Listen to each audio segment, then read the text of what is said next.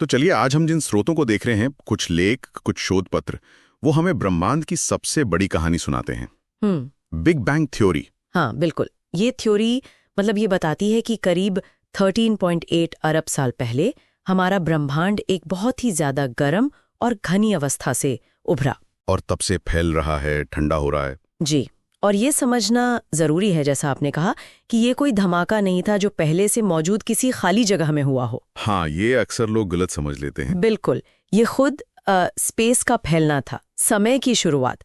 तो आज हम इन्हीं स्रोतों के आधार पर, मतलब जॉर्ज लेमेत्रे के आइडिया से लेकर आज तक की कहानी देखेंगे, सबूत, सवाल, सब कुछ। हाँ, तो लेमेत्रे और फ्रीडमैन ने गणित से इसकी नींव रखी थी, आइंस्टाइन के काम पर ही, है ना? हाँ बिल्कुल। लेकिन पहली जो सीधी सी झलक मिली वो किसने दिखाई? एडविन हबल, 1929 में। सही। उन्होंने देखा कि गैलेक्सियां हमसे दूर जा रही हैं, और जो जितनी ज्यादा दूर है वो उतनी ही तेजी से जा रही है। हबल का नियम। बिल्कुल। ये सिर्फ गैलेक्सियों की अपनी चाल नहीं थी, ये पूरे स्पेस के फैलाव का पहला बड़ा सबूत था। लेकिन जिसे कहते हैं ना स्मोकिंग गन, मतलब पक्का वाला सबूत, वो बाद में मिला। हाँ, वो मिला 1964 में cosmic microwave background, CMB। CMB, हाँ सुना है, पेंजियास और विल्सन ने। हाँ, आर्नो पेंजियास और रॉबर्ट विल्सन। और वो भी एकदम संयोग से। अच्छा। ये असल में बिग बैंग की बची हुई बहुत धुंधली सी गर्मी है।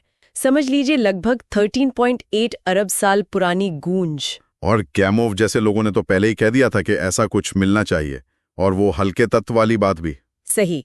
जॉर्ज गैमोव और उनके साथियों ने भविष्यवाणी की थी कि शुरुआत के वो जो पहले कुछ मिनट थे उनमें हाइड्रोजन, हीलियम जैसे हल्के तत्व बने होंगे, और ये भी कि एक तरह की आफ्टर ग्लो, मतलब CMB जैसी कोई चीज बची होनी चाहिए। और जब ये दोनों चीजें मिली, CMB और तत्वों का सही अनुपात, तो थ्योरी को बहुत बल मिला होगा। जाहिर है, ये बहुत बड़ी पुष्टि थी। तो ये जो मुख्य सबूत हैं, उन पे थोड़ी और बात करते हैं।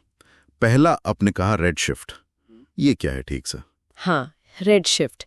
देखिए, जब हम बहुत दूर के गैलेक्सियों से आती हुई रोशनी को देखते हैं ना, तो उसकी वेवलेंथ, मतलब तरंग दैर्ध्य, हमें थोड़ी लंबी हुई मिलती है, लाल रंग की तरफ खिसकी हुई। जैसे एम्बुलेंस की आवाज दूर जाने पे बदल जाती है, वैसा कुछ? Doppler effect? थोड़ा वैसा, पर पूरी तरह नहीं। ये कॉस्मोलॉजिकल रेड शिफ्ट है। ये इसलिए होता है क्योंकि गैलेक्सी और हमारे बीच का जो स्पेस है वो खुद फैल रहा है। अच्छा, स्पेस ही खिंच रहा है। हाँ, और वो स्पेस रोशनी की तरंगों को भी खींच देता है, लंबा कर देता है। और मजे की बात यह है कि जब हमने बहुत दूर के सुपरनोवा देखे, हाँ, तो पता चला कि ये फैलाव धीमा नहीं पड़ रहा, बल्कि तेज हो रहा है। तेज हो रहा है, कमाल है। इसके पीछे क्या है? माना जाता है डार्क एनर्जी। उस पर अभी आते हैं। ठीक है, तो दूसरा सबूत CMB, वो बची हुई गर्मी, ये हमें क्या बताती है? CMB बिग बैंग का सबसे पुराना फोटो है, समझिए, जब यूनिवर्स करीब 3,80,000 साल का था। बस इतना? हाँ, उस वक्त पहली बार एटम बने और लाइट, फोटोन, आजादी से घूमने लगे। ये वही लाइट है जो आज हम CMB के रूप में देखते हैं। और इसका पैटर्न बहुत खास है, सुना है। हाँ, इसका स्पेक्ट्रम लगभग परफेक्ट ब्लैक बॉडी जैसा है, जो बताता है कि ये किसी बहुत गर्म एक समान चीज से आई है, और इसमें तापमान के बहुत बहुत हल्के उतार चढ़ाव हैं।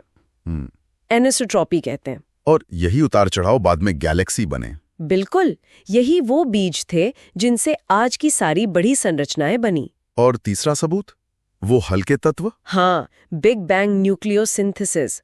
शुरुआती कुछ मिनटों में जो हाइड्रोजन और हीलियम बने, उनका अनुपात आज भी हम माप सकते हैं। लगभग 3 हिस्से हाइड्रोजन, 1 हिस्सा हीलियम। और ये ठीक वैसा ही है जैसा थ्योरी बताती है? एकदम वैसा ही।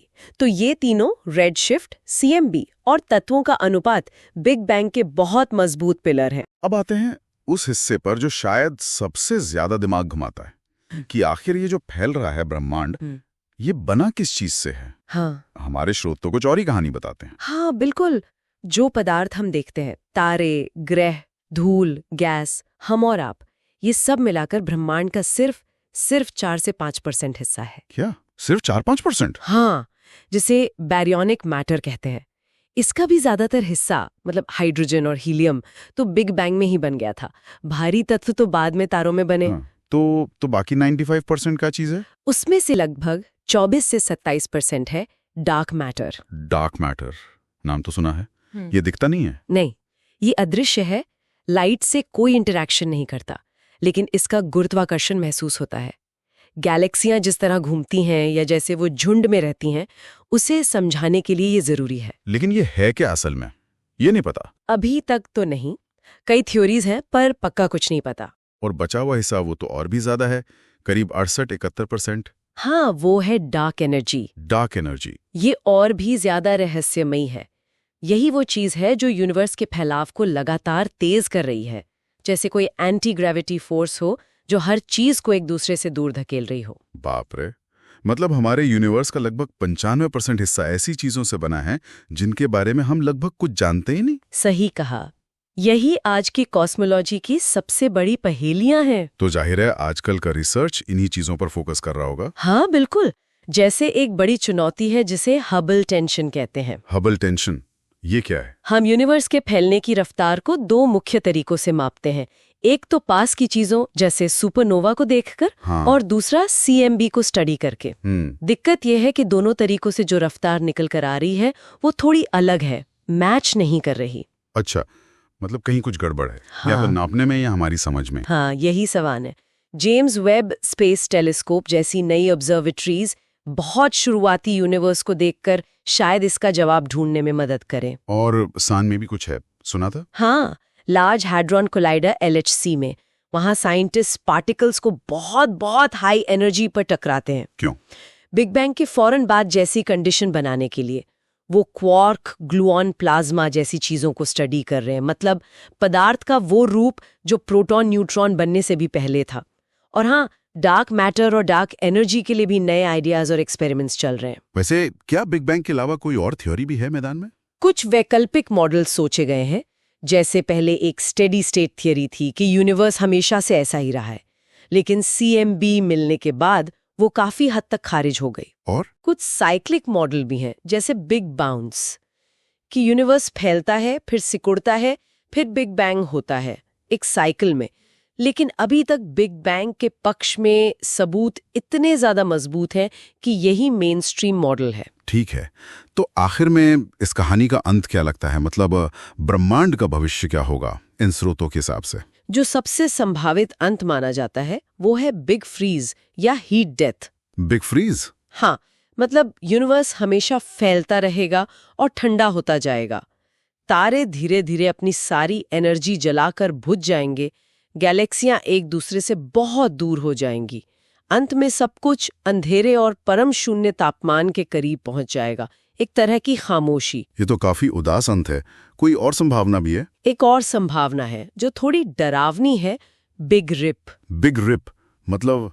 अगर ये डार्क एनर्जी जो फैलाव को तेज कर रही है वो वक्त के साथ और ज्यादा ताकतवर होती गई, तो हो सकता है कि वो पहले गैलेक्सियों को चीरकर अलग कर दे, फिर तारों और ग्रहों को, और आखिर में एटम तक को फाड़ डाले।